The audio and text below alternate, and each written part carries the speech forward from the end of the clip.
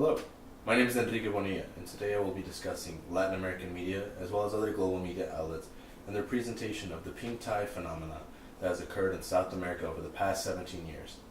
I will explain how TeleSur, a socialist, multi-state funded, pan-Latin American terrestrial and satellite television network, highlights different aspects of recent pink tide events other than international media outlets of various nations' private sectors, such as Jacobin, CNN, BBC, Fox News, and the New York Times. I will primarily focus on 5 countries that have been a part of the pink tide: Venezuela, Brazil, Ecuador, Argentina, and Bolivia. To give you guys a little bit of background, during the last 2 decades of the 20th century, the chains of neoliberal capitalism shackled Latin American economy. Reagan-era policies, the war on drugs, and the Washington Consensus caused an era of right-wing leadership from the 80s to about 1998 in Latin America's history. Trade agreements imposed by the IMF, World Bank, and the U.S. Treasury Department had brought developing, and at this time, barely semi-peripheral, Latin American economies to a poor state during the reign of right-wing leaders such as Rafael Caldera in Venezuela or Fernando Henrique Cardoso in Brazil. This was a period of high unemployment, malnourishment, and poverty for Latin America. A few years into the 21st century, a much different leftist government era had begun to occur in Latin America. Populist, socialist, workers, indigenous movements, and working class communities were making waves of rebellion against decades-long right-wing politics. These pink tide governments that began to spread had much to say about the problems of global capitalism. They're referred to as pink because they do not represent the red of communism, but a softer shade of progressive policies. During the last 17 years of the 21st century, these pink tide governments have lifted millions out of poverty, lowered unemployment rates, increased household income, and increased GDPs of Latin American countries. This was done through policies that reformed transnational economics for the region and nationalized entire industries to retain funds domestically, which created more jobs by the state-controlled economy. Using an understanding of cultivation theory, the inadequacies of the economic growth model, the order of world systems theory, agenda-setting theory, and framing theory, we will answer the following questions. How does the coverage of a state-funded socialist Latin American media outlet compare to the coverage of privately owned global media outlets? What is the main focus of the coverage of the receding pink tide events? And how may audiences interpret events depending on their sources of media? I analyzed news stories from January 2017 to October 2017. I reviewed 5 stories from TeleSur, 2 stories from Fox News, 1 story from CNN, 1 story from Al Jazeera, 1 story from the New York Times, and 1 story from BBC. To continue with the analysis, the voice of Latin American publicly funded media outlet TeleSur often portrays the struggle of pink tides as a struggle of the people. The socialist outlets, co-funded by Venezuela, Bolivia, Cuba, Ecuador, Nicaragua, Uruguay, and formerly Argentina, offers itself as a space and a voice for the construction of a new communications order, and a multimedia public service platform with global coverage that produces and disseminates information from the South for a broad base of loyal users with the people at the center of their view. This is according to their mission and vision available on their website's About page.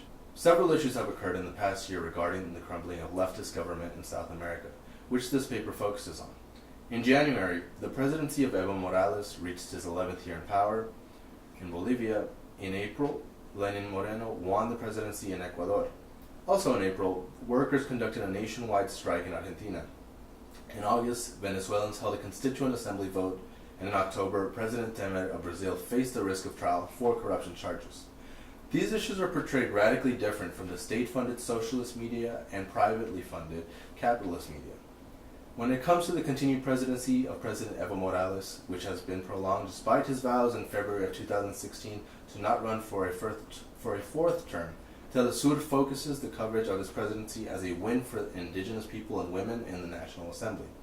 The New York Times focuses more on the negatives of Morales' long-running administration by mentioning allegations of corruptions, the co-opting of nominally independent institutions, and his restrictions on press.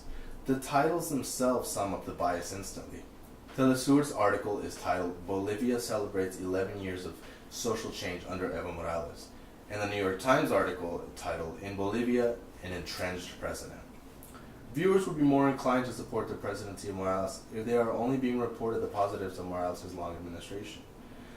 The New York Times article, however, does not report on this.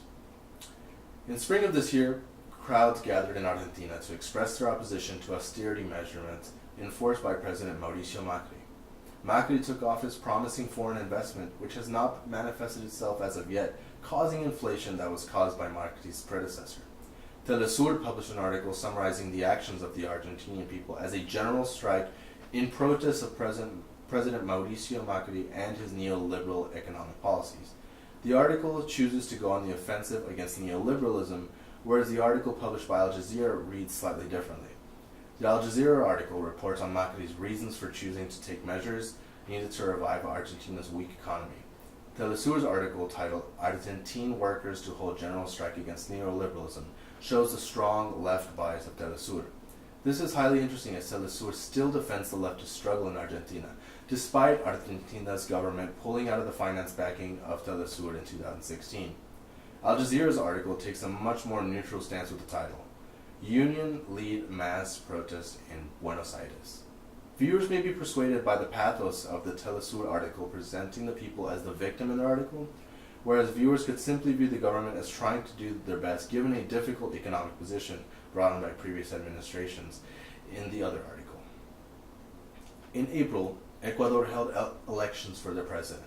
Leftist candidate Lenin Moreno won the presidency, but opposition would not recognize the results. In a Fox World News article, the article focuses a lot on the opinion of Moreno's opponent in the presidential race, Guillermo Lasso. It refers to the Moreno supporter as poor people. The TeleSur article does not refer to Moreno's supporter as poor, but broadens their coverage to include reports on Ecuadorians living as immigrants around the world. The title of TeleSur's article, It's Official, Lenin Moreno elected president of Ecuador, presents Moreno's victory as simply matter of fact. But the Fox article titled Ecuador Election, Leftist Moreno Wins in a Runoff, Opponent Cries Foul, presents the political leanings and shows the right-of-center bias regarding the legitimacy of Moreno's presidency. This could lead audiences to believe that there is something illegitimate about Moreno's presidency, as well as something to defend for Lasso if they view the Fox article. The audience would have a more international and context-rich read with the TeleSur article, but would not understand the leftist bias if they were not also aware of regional politics. In Venezuela, a constituent assembly vote which could create a body of representatives for the purpose of rewriting the constitution that was formally written by Hugo Chavez in 1999 has come into play. TeleSur released a report attacking mainstream media by slamming the Washington Post, Germany's Deutsche Welle, BBC, and CNN. The mainstream organizations focus on referring to the Venezuelan government as controversial, presenting the opposition's point of view and the violence of the assemblies happening on the ground. This is present in both the CNN article titled Deadly Election Day in Venezuela as Protesters Clash with Troops and the BBC article titled Venezuela Opens Disputed New Constituent Assembly. The audience of these articles would be privy to more logos-based coverage of the events. The TeleSur article, however, would lead audiences to believe that people are choosing this constituent assembly, which may not necessarily be true, but reported to keep leftist ideals in the mind of the reader.